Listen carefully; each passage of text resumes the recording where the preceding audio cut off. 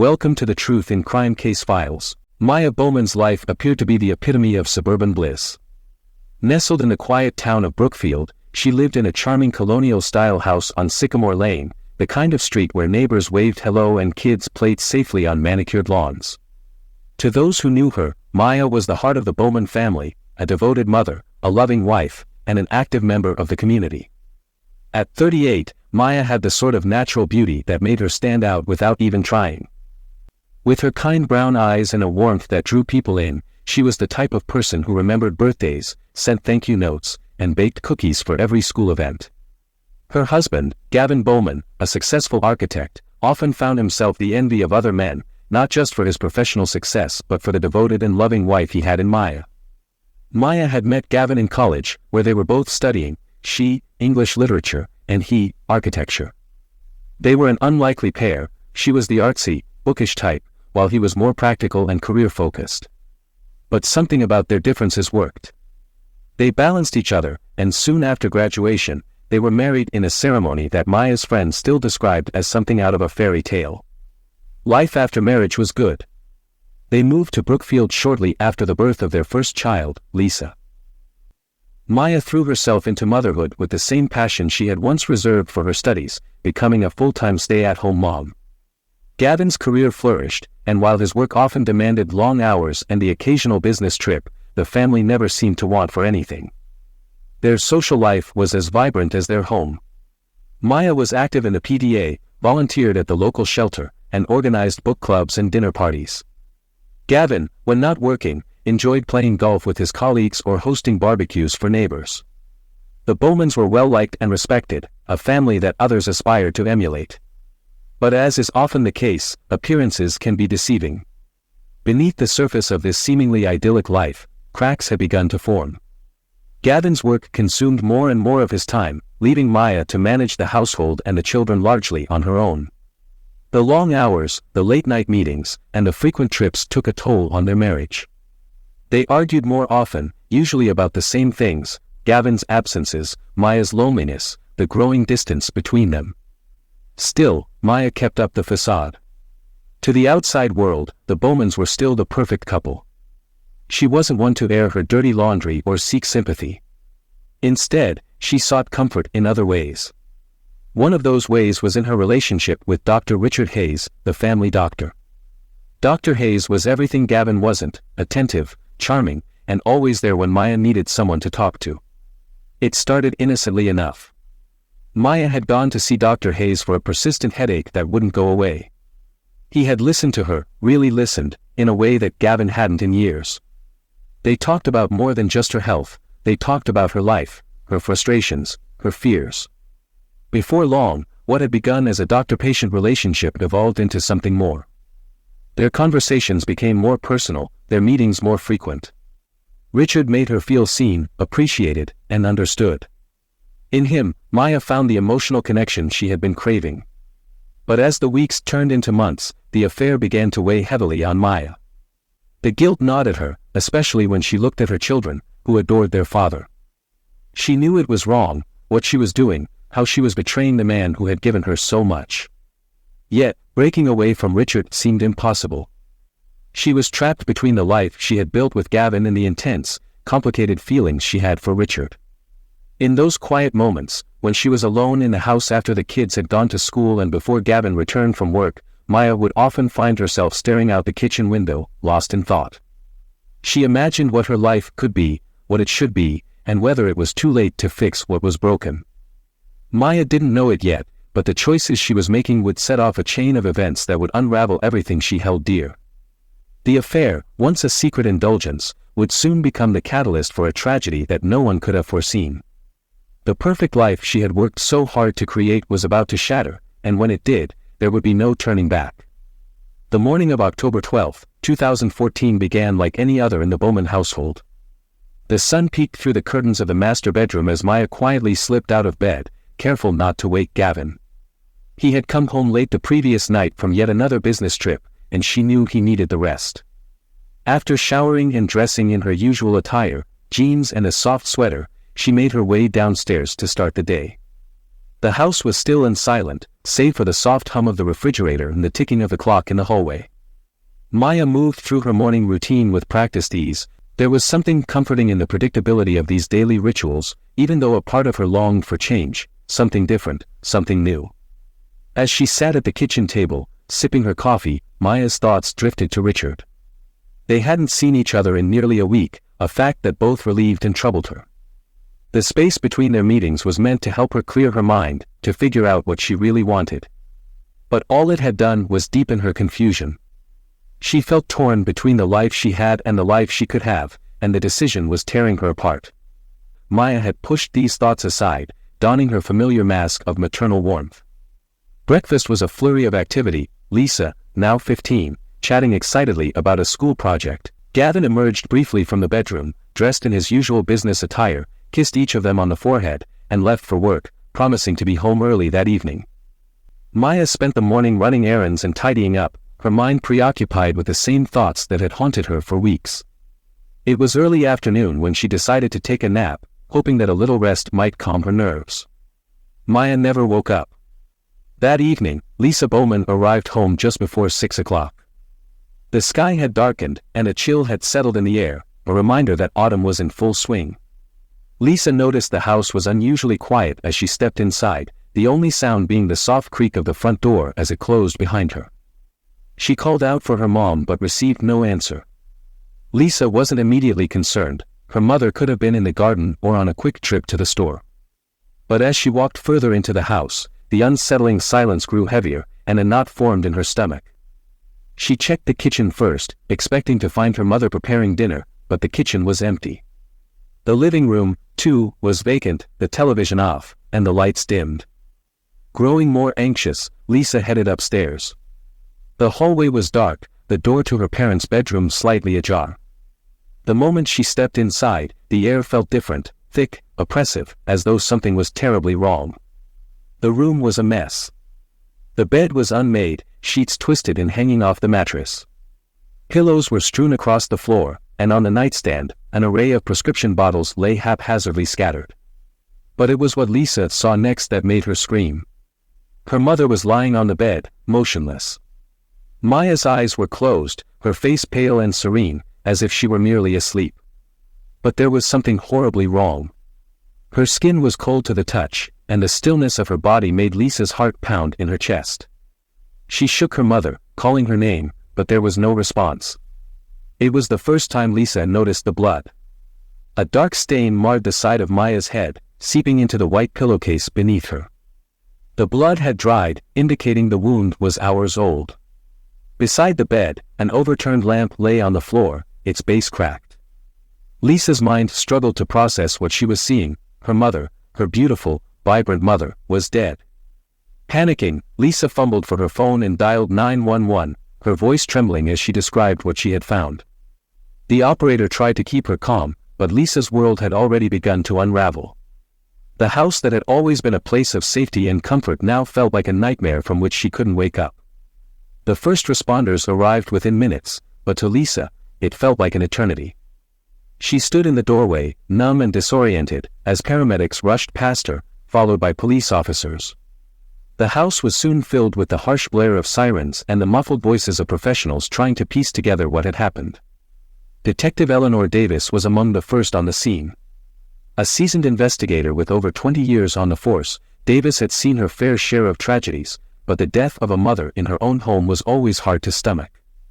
As she entered the Bowman residence, she was immediately struck by the eerie stillness that seemed to cling to every corner.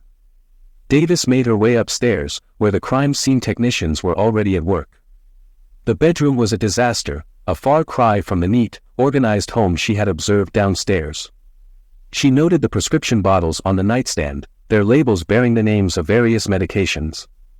Some were common, painkillers, sleeping aids, but there were others that seemed out of place, medications for conditions Maya hadn't been known to have. Davis's eyes were drawn to the bloodstain on the pillow and the lamp on the floor. It didn't take long for her to surmise that the lamp had been the weapon used to inflict the fatal blow. The scene didn't match up with a typical overdose or suicide, this was something else entirely.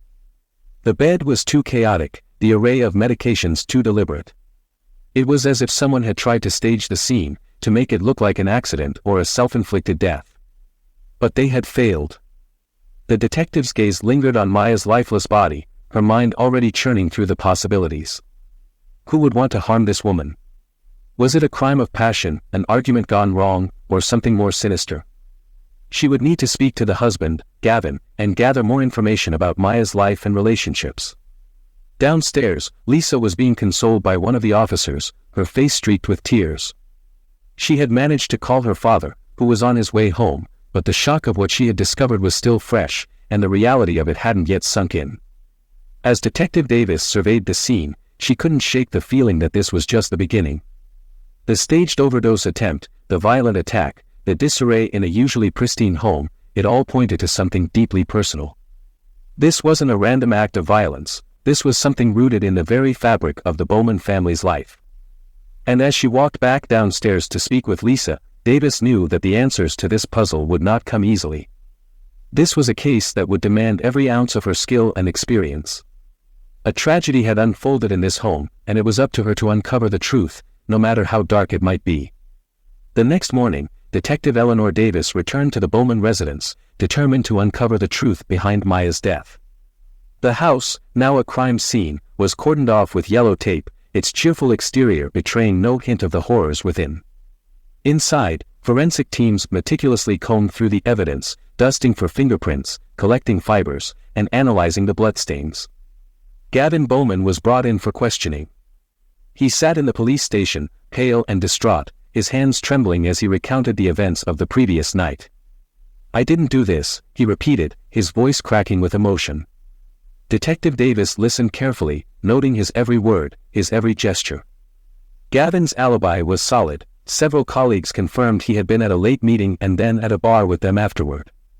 But something about his demeanor struck Davis as off. There was grief, yes, but also a coldness, a distance that she couldn't quite place. Back at the scene, Davis's team uncovered several key pieces of evidence. Maya's phone, found tucked away in a drawer, revealed a series of text messages between her and Dr. Richard Hayes. The messages were personal, affectionate, and recent, too recent for comfort. The most alarming was a message sent just days before her death: "We need to talk. This can't go on." The detective's instincts sharpened. This was no longer just a case of domestic tragedy, this was a case of secrets and lies. Dr. Hayes was brought in for questioning, his demeanor calm, almost too calm. He admitted to the affair but insisted it had ended weeks ago. When pressed about the text message, he grew defensive, insisting that Maya had been confused and that she'd threatened to tell her husband if he didn't end things for good. As Davis watched him, she felt a familiar tension, a tug that told her he knew more than he was letting on. But without solid evidence linking him to the scene, she had to let him go, for now. That evening, as Davis reviewed the case files in her office, she couldn't shake the feeling that they were missing something, some critical piece of the puzzle. The staged overdose attempt, the text messages, the carefully hidden affair, it all pointed to a motive rooted in desperation and fear. But whose? And why? Maya's death was beginning to feel less like a crime of passion and more like the final act of a carefully constructed plan. The pieces were there, scattered and fragmented. Now, Davis just had to put them together before the killer slipped through their fingers. As days passed, Detective Eleanor Davis found herself entangled in a web of conflicting stories and mounting suspicions. The Bowman case was anything but straightforward, and the more she dug, the more complicated it became. Gavin Bowman, despite his solid alibi, remained a person of interest. His behavior since Maya's death was increasingly erratic. Neighbors reported hearing heated arguments between the couple in the weeks leading up to the incident, and Gavin's financial records revealed a significant life insurance policy taken out on Maya just months earlier. While this wasn't unusual, the timing seemed too convenient, especially given the apparent tension in their marriage. But it was Dr. Richard Hayes who continued to haunt Davis's thoughts. His polished exterior and calm demeanor had initially fooled her, but there were cracks beneath the surface. A deeper investigation into his past revealed a history of inappropriate relationships with other patients, although none had gone as far as his affair with Maya. His colleagues described him as charming but secretive, a man who kept his private life carefully guarded. Davis also discovered that Maya had recently visited a divorce attorney, though no official proceedings had begun. The timing was significant, coinciding with the end of her affair with Richard and suggesting that she had been preparing to make a clean break from both men in her life. The breakthrough came when the forensic team analyzed the prescription bottles found at the scene. One bottle, prescribed by Dr. Hayes, contained a sedative far stronger than what Maya's medical records indicated she should have been taking. It was clear that someone had wanted her incapacitated, but not before a confrontation, perhaps one that had turned deadly. With this new evidence in hand, Davis brought Dr. Hayes back in for questioning. This time, his composure faltered. When confronted with the evidence, he admitted to prescribing the sedative but insisted it was for Maya's anxiety, claiming she had been under immense stress. However, his story didn't add up, and the prescription had been filled under a false name, raising further red flags. Meanwhile, Gavin, now aware of the depth of his wife's affair, became increasingly hostile. His grief morphed into anger, and his cooperation with the investigation dwindled. He insisted that he had no knowledge of Maya's intentions to leave him, yet the financial records and her recent actions suggested otherwise. Detective Davis felt the pressure mounting. The evidence against Dr. Hayes was compelling, but not conclusive. And while Gavin had motive, the lack of direct evidence linking him to the crime left the case frustratingly open-ended. As the investigation pressed on, Davis knew that one wrong move could allow the killer to slip away. She was close, but the truth remained just out of reach, shrouded in the secrets of two men who had both loved, and possibly betrayed, Maya Bowman. As Detective Eleanor Davis continued to navigate the tangled mess of Maya Bowman's life, a new lead emerged that would change everything. The forensic team uncovered something crucial. Traces of blood were found on the base of the overturned lamp, but it wasn't Maya's blood. The DNA analysis pointed to a male, but it wasn't a match for Gavin or Dr. Hayes. This discovery sent Davis and her team into a frenzy, searching for another person who might have been involved. Simultaneously, Maya's phone records from the day of her death revealed an uncharacteristically short call made to an unknown number just hours before her murder. The call lasted only a few seconds, suggesting Maya had dialed it quickly, possibly in distress, before hanging up.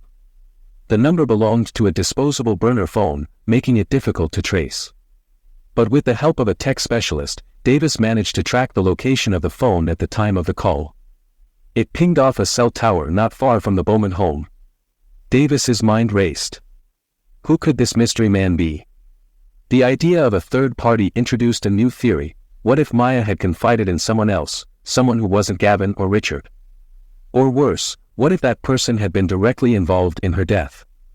Pushing forward with the investigation, Davis re-interviewed Maya's closest friends, hoping to find any hint of another relationship. One of them, a neighbor named Laura Mills, reluctantly admitted that she had seen a strange man visiting Maya's house in the afternoons when Gavin was at work. Laura had assumed it was a contractor or someone doing work on the house, but the visits had been frequent, and the man had never stayed long. With Laura's help, Davis got a vague description of the man. The description didn't match anyone in Maya's immediate circle, further deepening the mystery. But as Davis dug deeper, she unearthed a chilling detail. A year prior, Maya had filed a restraining order against a former college boyfriend, David Riker, who had become obsessive and threatening after they reconnected on social media. The restraining order had since expired, and Davis hadn't found any mention of Riker in the initial investigation. But Laura's description closely matched him. Davis quickly tracked down Riker, who had been living in a neighboring town under the radar. He denied having any contact with Maya in months, claiming he had moved on with his life. But his alibi for the day of the murder was shaky, and when confronted with the DNA evidence, Riker became visibly nervous. The pieces were starting to fall into place. It seemed Maya's murder wasn't solely about her affair or her troubled marriage but was also connected to a dark chapter from her past. Riker's obsession, combined with Maya's other turbulent relationships, had created a perfect storm, one that had ultimately claimed her life.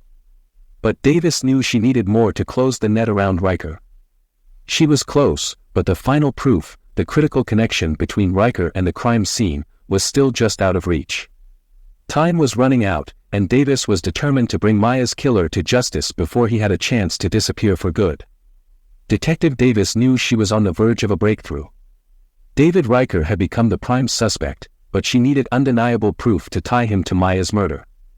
The pressure mounted as Davis and her team worked around the clock, piecing together every shred of evidence. Finally, a critical piece fell into place.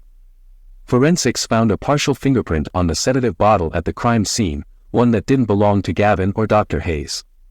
When the print was run through the database, it matched David Riker. This was the link Davis needed. With the fingerprint evidence and the discovery of Riker's DNA on the lamp, Davis obtained a warrant for his arrest. When they brought him in, Riker initially denied everything, but as Davis presented the evidence, his facade crumbled. Faced with the overwhelming proof, Riker confessed. He admitted to visiting Maya that afternoon, confronting her in a fit of jealousy over her relationships with Gavin and Dr. Hayes. The argument escalated, and in a moment of rage, he struck her with the lamp. Panicked, Riker had tried to stage the scene as an overdose, using the sedatives he found in the house. With Riker's confession, the case was finally closed. Maya's family could begin the long process of healing, knowing the man responsible for her death would face justice. For Detective Davis, it was a bittersweet victory, a reminder of how deeply the past can entangle the present, and how dangerous those entanglements can become. David Riker was sentenced to life in prison, his obsession with Maya ultimately leading to her tragic and untimely death. In the courtroom, the verdict was delivered with a sense of finality that echoed throughout the silent chamber. The weight of his actions, driven by an unhealthy fixation and uncontrollable emotions, became all too evident as the judge's words sealed his fate. The jury, having deliberated over the evidence and emotional testimonies, found David guilty, bringing some closure to a case that had shocked the community. Gavin, Maya's husband, Lisa, devastated by the loss of their beloved wife and mother, found themselves navigating through a world that had changed irreversibly. The pain of Maya's absence was a constant reminder of the cruel reality they faced, yet they were determined to find a way to heal and honor her memory. With the support of friends and family, they began the difficult process of rebuilding their lives, focusing on the strength they found in each other. Their resilience, though tested daily, became a beacon of hope in the midst of their grief. Detective Eleanor Davis, who had worked tirelessly to uncover the truth and bring justice to Maya's family, found herself grappling with the emotional toll of the case. While she was satisfied with the resolution and the fact that Maya's killer was behind bars, she couldn't shake the lingering sadness that enveloped her. The investigation had revealed the devastating consequences of secrets and unchecked emotions, leaving a lasting impact on all who were involved.